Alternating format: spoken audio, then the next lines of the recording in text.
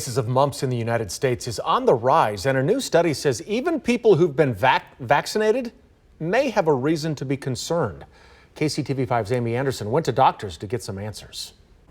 It's nothing to be alarmed over, but something to keep in mind. That's the advice we're getting tonight over a new study that suggests college-age students may not be as protected against the mumps as you might think.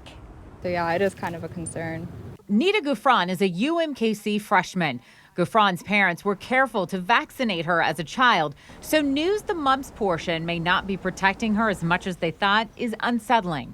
It's pretty concerning, especially with the fact that a lot of people don't agree with vaccinations and stuff. A recent study from the Emory Vaccine Center and the CDC showed immunity against mumps appears insufficient in a fraction of college-age people who were vaccinated in childhood. It's not something parents want to hear. I don't think this is a cause for major alarm.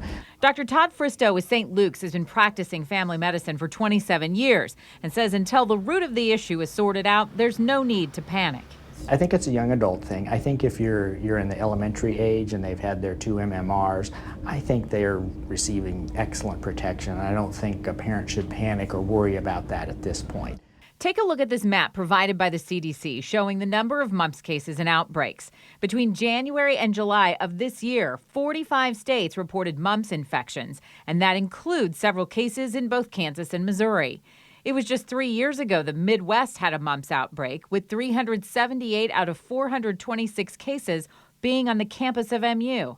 In that outbreak, all of the students had been vaccinated, meaning they'd all been given their 2 doses of the MMR vaccination as children.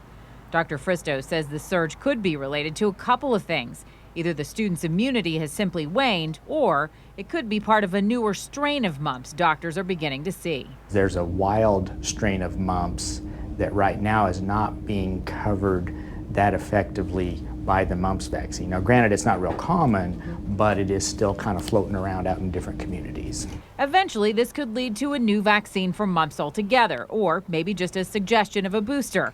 Either way, it's something researchers are looking into right now, so they really don't have an answer. Experts say if you have any questions about the mumps vaccine or the booster, be sure to talk to your doctor to get your answers. Don't go to the internet. In Kansas City, Missouri, Amy Anderson, KCTV5 News.